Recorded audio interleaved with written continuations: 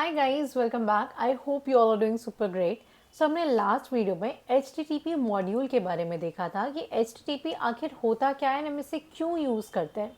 So basically हम इसे क्यों यूज़ करते हैं to communicate between clients and servers. And हमने क्लाइंट क्या होता है, सर्वर क्या होता है, ये सारी चीज़ें भी लास्ट वीडियो में देखी थी।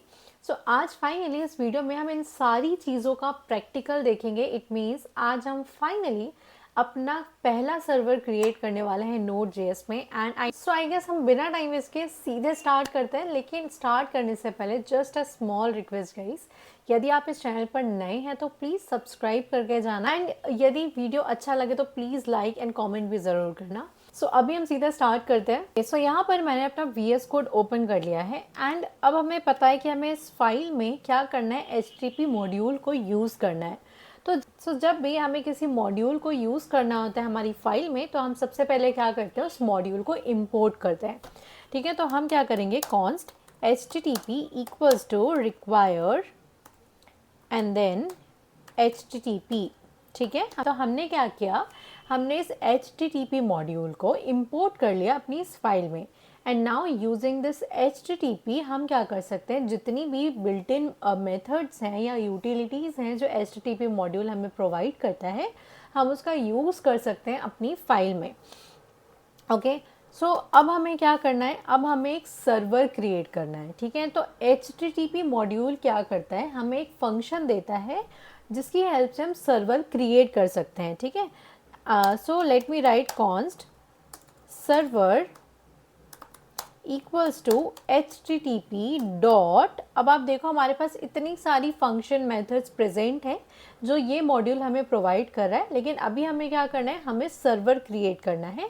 तो हम लिखेंगे क्रिएट सर्वर। ठीक है, HTTP डॉट क्रिएट सर्वर।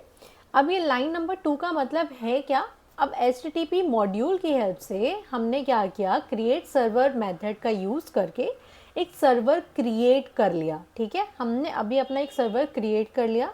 अब ये जो मेथड है, अगर आप इसे होवर करेंगे अपने VS कोड में तो आपको दिखेगा कि ये जो मेथड है ये रिटर्न करती है हमें एक न्यू इंस्टेंस ऑफ सर्वर। तो इसने एक सर्वर क्रिएट किया और हमें रिटर्न कर दिया। इसे हमने स्टोर कर लिया है सर्वर वेरिएबल में। एंड अगर आप फिर से इसे होवर करेंगे तो आप लोगों को दिखेगा कि यहाँ पर ये भी लिखा है कि ये जो फंक्शन है क्रिएट सर्वर फंक्शन, ये एक पैरामीटर एक्सेप्ट करता है that is known as request listener. ठीक है, तो यहाँ पर क्या होता है, बेसिकली क्रिएट सर्वर हमारा एक कॉल बैक फंक्शन लेता है। ठीक है, इस तरीके से। And now this call back function is having another 2 parameters, यानी कि ये जो कॉल बैक फंक्शन है वो 2 पैरामीटर्स एक्सेप्ट करता है। एक होता है हमारा रिक्वेस्ट और दूसरा होता है हमारा response. So I don't think so यहाँ तक आप लोगों को कोई डाउट होगा। हमने क्या किया है, हमने HTTP मॉड्यूल को इंपोर्ट किया है। उस इंपोर्टेड मॉड्यूल की हेल्प से हमने एक सर्वर क्रिएट किया है। एंड सर्वर जब हम क्रिएट करते हैं यूजिंग क्रिएट सर्वर मेथड, ये मेथड हमारी एक कॉलबैक फंक्शन को एज अ पैरामीटर लेती है। एंड अगेन ये जो कॉलबैक फंक्शन है वो 2 पैरामीटर्स एक्सेप्ट करता है, एक होता है हमारा रिक्वेस्ट, एक होता है हमारा रिस्पॉन्स। अब ये जो हमारा रिक्वेस्ट पैरामीटर एक ऑब्जेक्ट है जिसके अंदर हमारे रिक्वेस्ट से रिलेटेड सारी इंफॉर्मेशन होती है कि किस क्लाइंट ने रिक्वेस्ट इनिशिएट की है, किस टाइप की रिक्वेस्ट है, एवरीथिंग रिलेटेड टू रिक्वेस्ट हमारी इस रिक्वेस्ट ऑब्जेक्ट के अंदर स्टोर होती है। एंड अगेन अब इस रिक्वेस्ट का जो हमारे पास आई है, जो हमारे सर्वर में आई है, उस रिक्वेस्ट का हमें जो भी रिस्पॉन्स सेंड करना होता है क्लाइंट को, वो हम सेंड करते हैं with the help of this response. And last video में हमने एक चीज़ डिस्कस की थी कि जब भी कोई क्लाइंट रिक्वेस्ट सेंड करता है तो सर्वर उसे लिसन करता है। ठीक है, एंड उसके बाद क्या होता है, उस रिक्वेस्ट को एग्जीक्यूट करता है, एनालाइज करता है, एंड जो भी उसे रिस्पॉन्स सेंड करना होता है वो सेंड करता है। ठीक है, इट मीन्स हमने सर्वर तो क्रिएट कर लिया, लेकिन ये जो सर्वर है उस रिक्वेस्ट को लिसन करेगा। तो रिक्वेस्ट को लिसन करने के लिए हमारे पास होता है another function that is server dot listen. ठीक है, एंड अब ये लिसन कहाँ करता है, एक पोर्ट नंबर हमें देना होता है। ठीक है, और एक पोर्ट में सिर्फ एक ही सर्वर हमारा रन कर सकता है। सो फॉर एग्जांपल यहाँ पे मैं 3000 दे देती हूँ, मैं चाहूँ तो 3001, 3002 any number I can give, but यहाँ पर अभी हम देते हैं 3000, ठीक है। इसके बाद ये जो लिसन फंक्शन है वो एक और पैरामीटर एक्सेप्ट करता है जो हमारा ऑप्शनल होता है। आप चाहें तो आप लिख सकते हैं, अदरवाइज आप इसे इग्नोर भी कर सकते हैं, बट हम यहाँ लिख लेते हैं। ये भी एक्चुअली हमारा एक कॉल बैक फंक्शन होता है जिसमें हम एक console.log लिख लेते हैं। लेट्स से console.log, जब भी अगर कोई रिक्वेस्ट आएगी तो हम बोल देंगे कि भाई रिक्वेस्ट सुन ली गई है, या हम लिख लेते हैं कि लेट्स से सर्वर स्टार्टेड, ठीक है। हम लिख देते हैं यहाँ पर सर्वर स्टार्टेड, ठीक है। इसको हम सेव करते हैं। अब सपोज करो हमारे पास एक रिक्वेस्ट आई, ठीक है। अब जैसे ही हमारे पास एक रिक्वेस्ट आती है, हमारा ये जो कॉल बैक फंक्शन है वो रन होता है, ठीक है। जब भी हमारे पास कोई रिक्वेस्ट आएगी 3000 पोर्ट में, हमारा ये वाला क्रिएट सर्वर के अंदर का जो कॉल बैक फंक्शन है वो रन होगा, ठीक है। अब सपोज हमारे पास एक रिक्वेस्ट आई and now I need to send the response, ठीक है, टू द क्लाइंट ऑब्वियसली। तो मैं क्या बोलूँगी, रेस्पॉन्स डॉट, सबसे पहले हम क्या करते हैं, एक हेडर प्रोवाइड कर देते हैं। सो आई से राइट राइट हेड, ठीक है। इस राइट हेड फंक्शन के अंदर हम क्या करते हैं, एक स्टेटस कोड प्रोवाइड करते हैं, ठीक है। ये क्या है, सिर्फ एक एक्स्ट्रा इन्फॉर्मेशन है हमारे रिस्पॉन्स के साथ। जो भी रिक्वेस्ट, अगर मेरे पास रिक्वेस्ट आ रही है तो आप यूज़र को भेज दो पहले तो स्टेटस कोड कि भाई 200 है, ठीक है। एंड साथ में ही हम इसमें एक सेकेंड पैरामीटर सेंड कर सकते हैं विच इज़ ऑप्शनल, बट एक अच्छी प्रैक्टिस है यदि आप यूज़र को बता दें कि भाई जो भी आप रिस्पॉन्स भेज रहे हैं उसका टाइप क्या है, ठीक है। तो यहाँ पे हम लिख सकते हैं कंटेंट टाइप,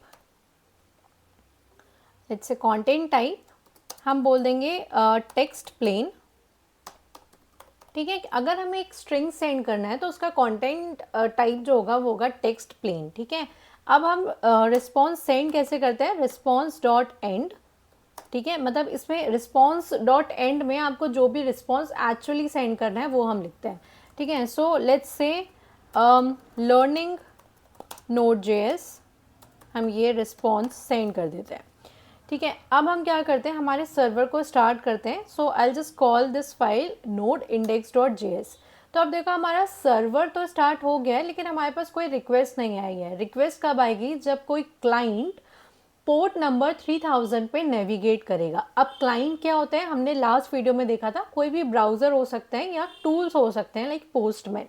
तो हम क्या करते हैं, हम अपने ब्राउज़र को ओपन करते हैं, यहाँ पर हम टाइप करेंगे लोकल होस्ट 3000, ठीक है। तो हमने क्या किया, जैसे ही क्लाइंट इस पोर्ट पे नेविगेट हुआ तो हमने एक रिक्वेस्ट सेंड करी, एंड वो रिक्वेस्ट एक्चुअली हमारे इस सर्वर ने सुनी कि भाई एक रिक्वेस्ट आई है, एंड जैसे ही रिक्वेस्ट आई हमारे इस क्रिएट सर्वर के अंदर का जो कॉल बैक फंक्शन है वो रन हुआ एंड उसने रिस्पॉन्स सेंड किया लर्निंग Node.js, एंड ये रिस्पॉन्स हमें यहाँ पर स्क्रीन में दिख रहा है।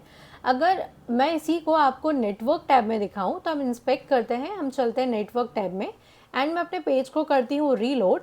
So let me reload this page, and आप देखो यहाँ पर मेरे पास दिख रहा है कि जो स्टेटस कोड है वो 200 है, ठीक है। हमने कंटेंट टाइप पास किया है दैट इज़ टेक्स्ट प्लेन, वो भी हमें दिख रहा है, एंड साथ में ही जो रिस्पॉन्स हमें मिल रहा है वो भी हमें दिख रहा है, ठीक है। बहुत ईजी है ये। अब सपोज करो मेरे पास कोई ऑब्जेक्ट है एंड उस ऑब्जेक्ट को मुझे एज अ रिस्पॉन्स सेंड करना है। फॉर एग्जांपल मेरे पास यहाँ एक ऑब्जेक्ट है कॉन्स्ट, से ऑब्जेक्ट इक्वल्स टू, मैं यहाँ पे लिख देती हूँ name, wait, name equals to हमने दे दिया योशिता, ठीक है। एंड मैं एक सरनेम डाल देती हूँ, सरनेम इक्वल्स टू जैन, ठीक है। एंड अब इस ऑब्जेक्ट को मुझे एज अ रिस्पॉन्स सेंड करना है, तो मैं कैसे करूँगी, यहाँ पर मैं रिस्पॉन्स एंड में अगर सिंपली इस ऑब्जेक्ट को पास कर दूँ, ठीक है। एंड अगर मैं पेज को, पहली चीज़ यहाँ पे मैं दो चीज़ बताती हूँ, अगर मैं इस पेज को रीलोड करूँगी, ठीक है, तो यहाँ पर मेरा जो आउटपुट है वो नहीं चेंज होगा। इट मीन्स जो भी चीज़ हम सर्वर में चेंज करते हैं वो डायरेक्टली हमें ब्राउज़र में नहीं दिखता है। जब भी हम सर्वर में कुछ चेंज करेंगे हमें हमेशा अपने सर्वर को रीस्टार्ट करना होता है। तो मैं अपने सर्वर को रीस्टार्ट करती हूँ, एंड अब अगर मैं अपने पेज को रीलोड करूँ, ठीक है, तो हम देखते हैं हमें क्या मिल रहा है। अब यहाँ देखो मुझे कुछ एरर्स मिल रही है। अगर मैं नेटवर्क टैब में देखूँ तो मेरी जो API है वो भी फेल हो रही है। अब ये क्यों हो रहा है, क्योंकि हम किसी भी ऑब्जेक्ट को डायरेक्टली एज अ रिस्पॉन्स नहीं सेंड कर सकते। जब भी हमारे पास कोई ऑब्जेक्ट होता है जिसे हमें सेंड करना होता है एज अ रिस्पॉन्स, तो हमें उसको पहले कन्वर्ट करना होता है जेसन फॉर्मेट में। ठीक है, तो हम उसको कैसे कर सकते हैं, हमारे पास एक बिल्ट इन मेथड है, हम सब जानते हैं, जेसन डॉट स्ट्रिंगिफाई। एंड ये मेथड क्या करेगी, हमारे इस ऑब्जेक्ट को कन्वर्ट कर देगी जेसन फॉर्मेट में। ठीक है, एंड साथ में हमें यहाँ पर भी चेंज करना पड़ेगा, हम लिखेंगे एप्लीकेशन एंड हमारा जो कंटेंट टाइप है वो है जेसन। ठीक है, अब अगर मैं क्या करूँ, इस सर्वर को फिर से स्टार्ट करूँ एंड अपने पेज को रीलोड करूँ, तो अब आप देखो यहाँ पर मुझे रिस्पॉन्स मिल रहा है एज अ ऑब्जेक्ट जो मैं अपने सर्वर से सेंड कर रही हूँ। ठीक है, इसको मैं प्रिटी प्रिंट कर देती हूँ, देखो ये ऑब्जेक्ट मुझे मिल रहा है। अब हमारे पास और भी कई टाइप के रिस्पॉन्स हो सकते हैं, अगर हमें HTML को एज अ रिस्पॉन्स सेंड करना है तो हम उसे किस तरीके से कर सकते हैं। ठीक है, तो ये सारी चीज़ें हम देखेंगे नेक्स्ट वीडियो में, क्योंकि आई गेस आज का वीडियो आप लोगों के लिए अभी काफ़ी लेंदी हो गया है। सो इसको हम समझेंगे नेक्स्ट वीडियो में। बिफोर लिविंग, यदि आप इस चैनल पर नए हैं तो please subscribe to this channel, and also यदि आप इस वीडियो से थोड़ा भी कुछ सीख रहे हैं तो please like the video and also comment your genuine feedback.